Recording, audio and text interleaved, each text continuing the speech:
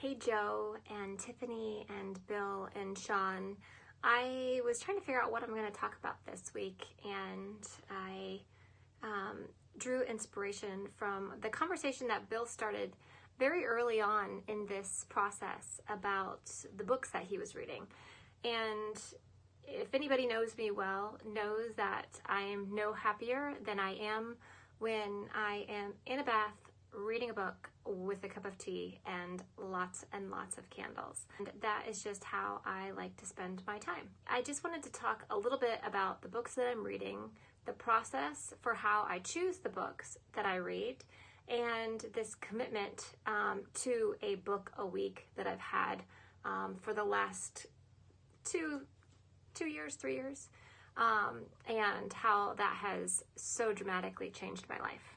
So the first thing is the book that I'm reading right now is called Initiation, and I'm almost done. As you can see, I'm very close. This one's taken me a little bit of time.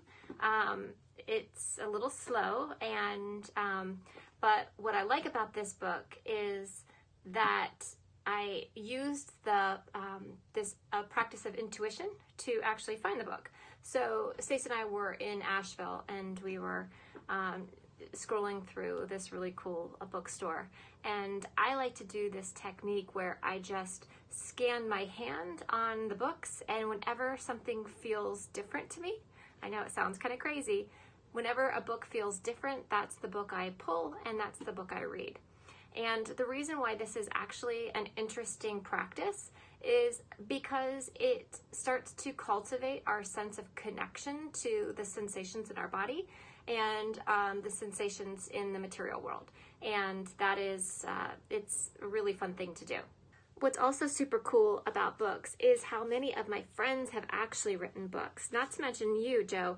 But it's kind of crazy how many books, everybody from Zvi Vand and his Successes in Your Sphere to Seth Price and Katie Lance and my friend Frank Donatone, who wrote an SEO book, and then The Conversion Code. These are just some that I had on my right behind me, so I was able to grab them. But Shelley Zavitz, her 365 Days in Real Estate, and not to mention, of course, Deborah Trapin, her Moxie books, which brings me to a very cool project that she and I are working on, collaboration that is going to be out early in the new year. So I can't give you much details, except it's a really cool collaboration that I cannot wait to share. So, and it's surrounding the release of her second book. So someone once told me that you can tell a lot about somebody by what's in their trunk or what's on their nightstand. And this is a sneak peek of my nightstand and the books that are in my queue. So next up is How to Break Up with Your Phone. That's a book that I was given probably a year ago, and it's always next in my queue, but I haven't gotten around to reading it yet. So I'm actually going to prioritize that and then just get it done. And then just down the line, journals, and then the books that are coming up next.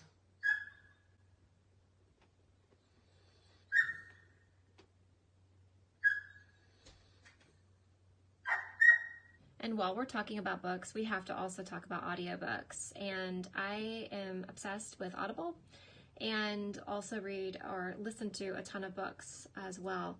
But I'm particularly obsessed with this book, Throwing Rocks at the Google Bus by Douglas Rushkoff. He is a brilliant visionary for our time. So if you have not read that book, you should totally, especially with all the news going on with the WeWork and the Uber scandals and all kinds of crazy stuff. But this is another way that I love to consume and learn, and am sort of obsessed by this idea of constant learning. Just downloaded a few with my credits I have from Amazon just today, and I'm excited to dig into those too. So as we talk about books and obsession with books, I should also say that I've been writing a book for the last couple of years, essentially using the ancient knowledge and roadmaps of spiritual texts as it relates to finding a path to good business or right business or conscious capitalism. And so it's a bit of a hefty topic, and so I've done a lot of research. But my go-to sources and the books that I come back to again and again here's the Yoga Sutras of Patanjali. This Patanjali is the father of yoga, and this book, there's like 5 or 6.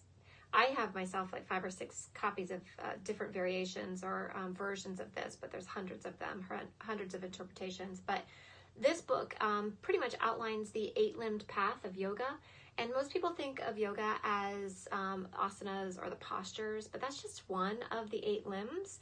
And this outlines all of them. And speaking of limbs, the yamas and niyamas are the first 2 limbs of yoga.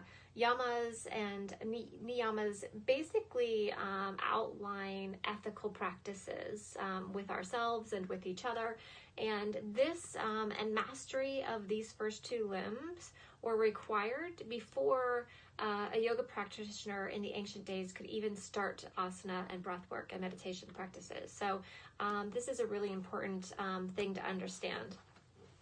Another book I loved was this idea of this book called Tending Bridget's Flame. And Bridget is a goddess or a Catholic saint, whatever tradition you come from. She's getting me back in touch with my Celtic lineage. And that was a very inspiring book. Way of the Shaman. I have studied with a shaman, and I have read lots of books on shamanism, and something that I'm super interested in. And then The Woman with an Alabaster Jar. And this book is pretty cool. It's all about sort of the Mary Magdalene, Mother Mary, and the Sacred Feminine, which is good stuff.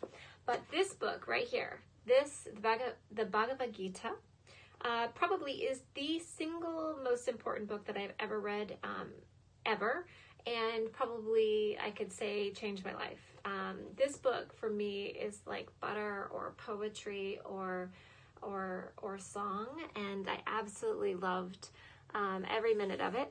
And what's a special little about this book is it said that Gandhi had 2 possessions at his death: his glasses and a copy of the Bhagavad Gita. So for me, if you haven't read this, I would go check it out. And this version, A Walkthrough for Westerners, is a much easier read than some of the other versions. So this is just part of a whole bunch of sacred Indian text, including Upanishads and all kinds of good stuff. So hopefully some of these you may check out. So guys, that's a little bit about my obsession with books and words, the written words. And I do believe that words are precious and that we should be impeccable with them. And actually that's one of the principles here in the 4 Agreements. That's another great book that you should pick up if you haven't.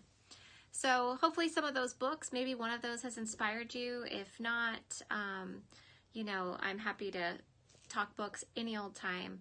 And I do hope that if you aren't reading, that you find yourself in a library or in a bookstore and just practice the technique that I shared about just sort of scanning to see where your body leads you and sort of cultivating that intuition. So with that, guys, I hope you have a wonderful day and happy reading. Bye.